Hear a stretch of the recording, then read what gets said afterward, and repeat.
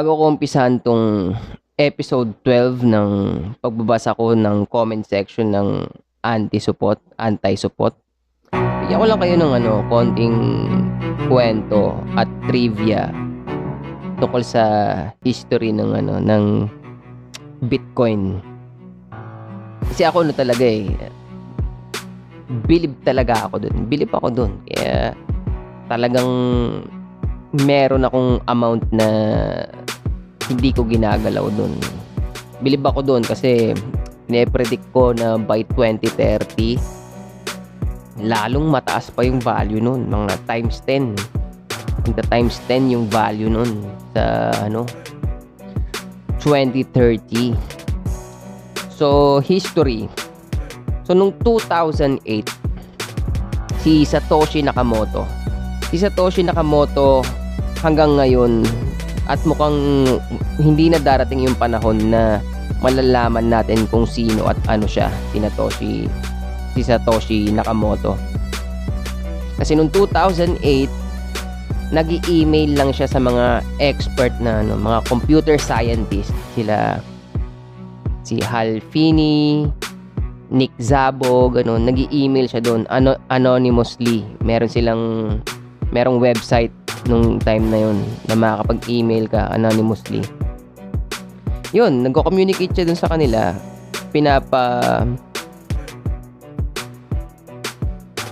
Kino-communicate niya yung white paper ng Bitcoin, or kung para saan yung Bitcoin yun, yun yung kino-communicate niya dun sa mga expert na computer scientist na yun noong 2008.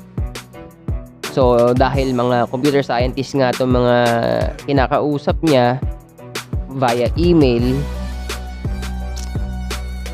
natitesting nila yung protocol, yung source code nung Bitcoin. So kahit hindi nila kilala si Satoshi Nakamoto, kahit anonymous, alam nilang ayaw magpakilala, naiintindihan nila yung coding, yung source code, di ba?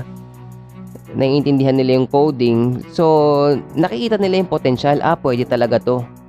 Kahit ayaw magpakilala nitong taon to, hindi na nagmamatter yun kasi itong Bitcoin na pine-present niya sa atin, understandable naman kahit walang participation niya na. Kumbaga, yung white paper, yung blueprint na sinend sa kanila sa email nila, enough na yun. Kahit wag nang sumali si Satoshi Nakamoto, nagigets na nila. So yun, 2009, ginawa yung unang transaction.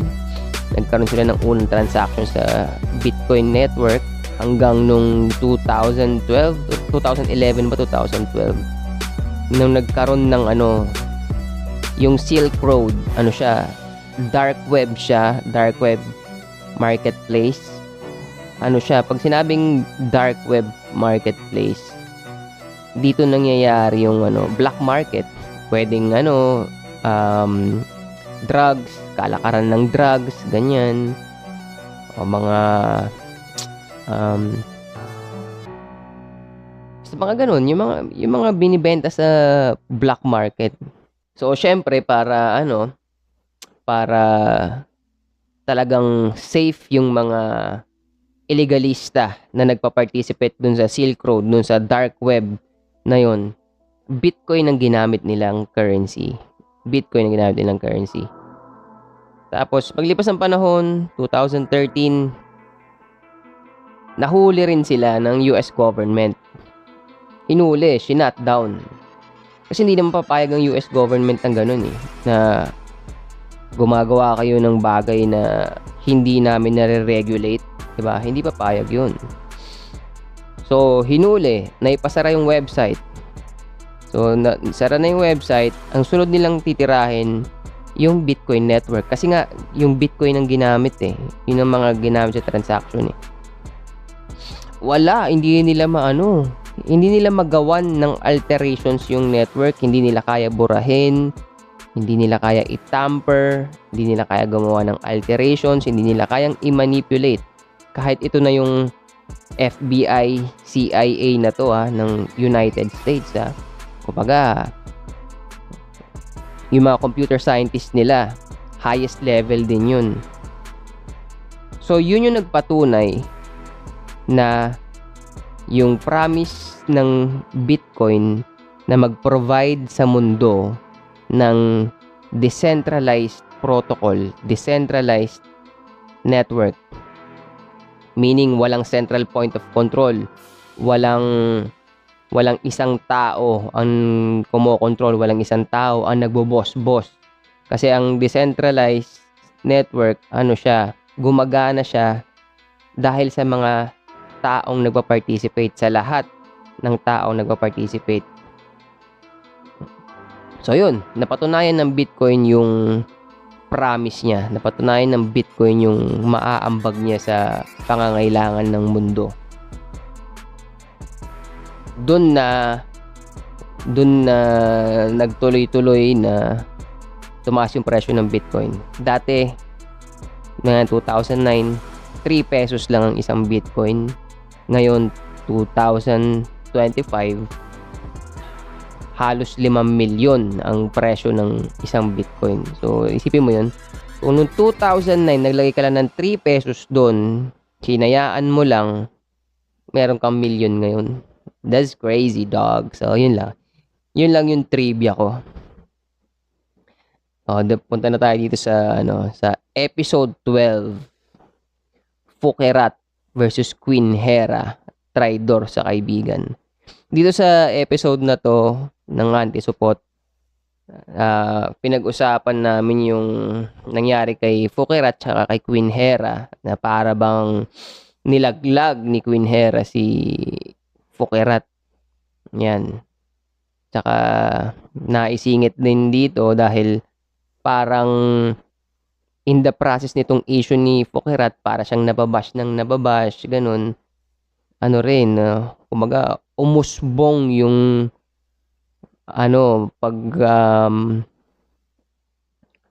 umusbong yung kagustuhan ng ibang tao na i-promote yung kindness is free. Kindness is free kasi, di ba? Kumbaga, kawawa naman daw si Fouquerat. Unang comment na basahin natin. Si Kevin De Leon. Sa iyong episode na to sa Daw, ang dami kong tawa. Dinig ko si Soriano Shoutout Kevin De Leon. Ito yung part na ginaya ni sa Daw si Eli Soriano.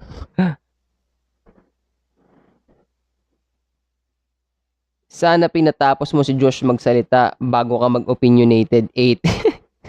Sabi ni 4G, UFO, no signal.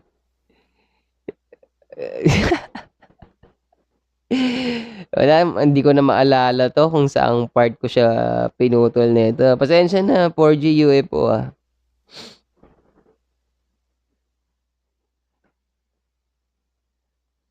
Shoutout Yola22. Mukhang kabayo, hindi babae. Sabi ni Englishin mo nga. Shoutout Rock Baby de Guzman. Mas maganda sana kung 5 kayo sa podcast. Sama niyo si Monching tsaka yung isang tropa ni Sadaw. Sabi ni Moody Plays.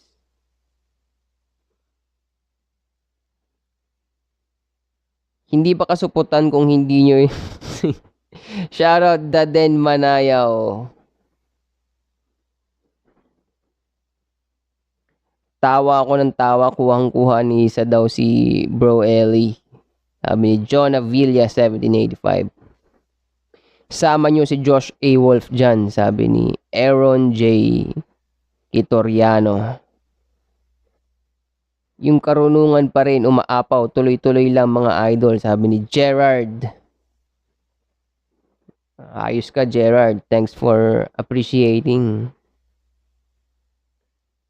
Parang double standard isa daw. Sabi niya hindi daw niya papansinin yung mga nanakit o nagloko sa kanya. Pero bakit pinansin niya si... Buti ba si... Jeff Almighty? Kinompliment mo pa man din ako dito sa isa mong comment. May sense din talaga sinasabi ni 8 Asset.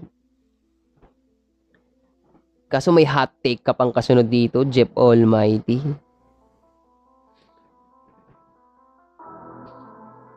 Resty Ocampo, shoutout.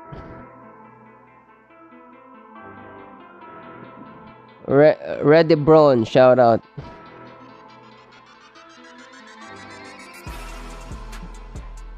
Frey Gaming Mobile Legends, shoutout.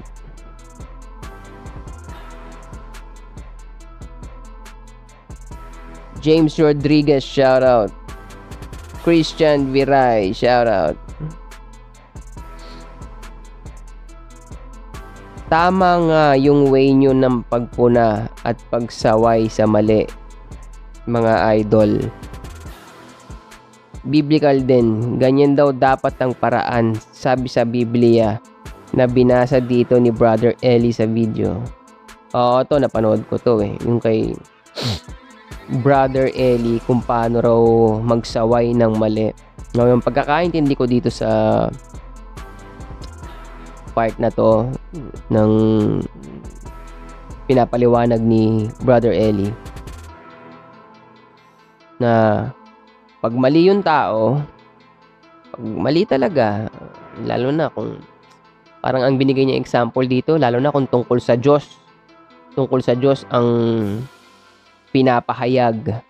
Pag mali, sawayin mo talaga ng may kabagsikan, may bagsik yung pagsaway mo. So hindi mo kailangang magpaka-nice pag alam mong mali. Sinabi niya rin doon, which is sa tingin ko totoo talaga, pag paulit-ulit mo nang sinasaway pero hindi na nakikinig, itakwil mo na, wala na yan. Shoutout G Pablo, shoutout Jeff Laksamana. Solid talaga, sana mag-guest nyo naman si BNK, sabi ni JMRLD. Isipin nyo na lang season 2 na to, tapos na tayo sa season 1. Mas maganda kung ngayong season mag-guest pa kayo pa isa-isa, kahit twice a month. Doc Ron una guest, sabi ni Black Stewie Griffin. Shoutout Benedict Licop, the number one, 3PM gang, Shikamaru, shoutout. By the way, hindi massacre kundi genocide, at totoo yun. Even Myron Gaines, alam niya na yung tungkol doon. Even yung tungkol sa 9/11 attack, alam ng lahat ng tungkol doon, sabi ni Mesug Haji Omar Jr.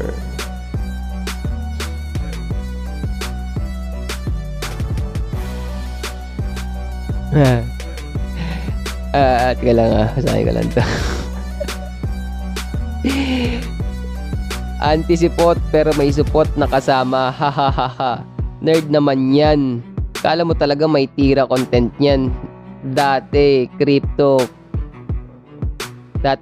kung sina TPC Frank sinasalang nyo dyan, hindi yung mukhang support na sabi ni Crescents. May nag-reply sa kanya, para sa amin may tira siya, ikaw walang tira.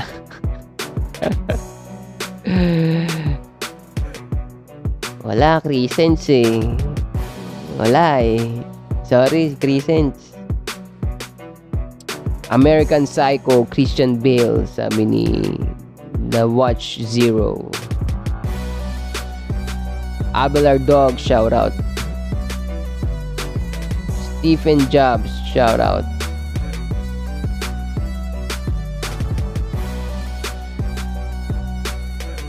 Solid boss sa daw, sabi ni Harold Pineda, 8853. Prince Martin Basco, 3PM na, shoutout. Baklang Kanal kasi, Baklang Kanal daw. Sino? Si O, baka yung parehas na nabanggit dyan, baklang kanan. JP Jindani, shout out. Mark So Sick, shout out. Ann Lechi, shout out. Gerald, shout out. Michael De Vera, shout out. Naalala ko dito sa episode na to ng Anti-Support na pag-usapan namin yung tungkol sa pagiging kind eh. Alam mo yun na ang mga tao kasi, karamihan ng mga tao, nasanay sila na ang ibig sabihin ng pagiging kind ay yung magpapaka-soft ka, hindi ka magpapakita ng ng mga yung galit, pagkairita, yung mga ganon, yung malumanay ka, ganon, soft, malumanay. Pero ang problema kasi, hindi naman lahat ng pagkakataon naaayon yung ganong klase ng reaksyon. Yung baka kasi umabot na sa point na sugar coating, nag-sugarcoat ka na. Kumbaga, meron ng mali, meron ng pangit na ginawa, meron ng pangit na nangyayari. Pero mag-sugarcoat ka para wag ka maka-offend, ganyan. Ngayon, kasi kami na-realize namin na yung consistent na pag-sugarcoat, consistent na pagsisinungaling to the point na hindi na nalalaman ng tao kung ano yung mali niya, in the long term, papapangitin yung ugali niya. Yung pag-react at paniniwala niya sa kung ano ba ang tama at mali, maaapektuhan talaga. So, kung kasama ka sa tao na lagi nag-sugarcoat, in other terms, lagi nagsisinungaling ka na dun sa tao, dun sa bata, sisinungaling ka, nag-ambag ka kung bakit ang daming hindi naiintindihan ng tao na yun. Hindi kind yun, di ba? Hindi yun for the sake of being kind. Magsisinungaling ka, mag-sugarcoat ka dun sa tao. It doesn't make sense. It doesn't make sense. So, nag-usapan namin dito na may mga pagkakataon na yung maging tough ka, maging direct to the point ka, kahit maanghang sabihin mo, that's kind. Kasi nagpapakita ka ng totoong concern. Gusto mo malaman niya yung totoo, gusto mong makorek, maiayos niya yung ginikilos niya, para maging maayos din yung buhay niya balang araw. Yun ang totoong kind. So, yun, hindi kailangan nating mas maintindihan kung ano yung interpretasyon niyang kindness na yan. Kindness dapat totoo at aligned pa rin sa principles. Yan, huwag kang magsisinungaling, huwag kang plastic, huwag kang mag-fake. Ganon. Kailangan, ano yun eh, gift nga yun eh. Gift yun na ino-open mo sa katotohanan yung kung sino man tao nakakasalamuha mo. 'Di ba? I-open sa katotohanan. Laking bagay nun. Ang daming babaguhin sa experience mo sa buhay mo dito sa mundo kapag aware ka, pag alam mo yung katotohanan. At hindi dapat natin ipinagdadamot yun sa ibang tao, 'di ba? Yun ang best gift na mabibigay mo sa tao, yung katotohanan. So, yun. Episode 12. Kita-kits sa episode 13. Aight.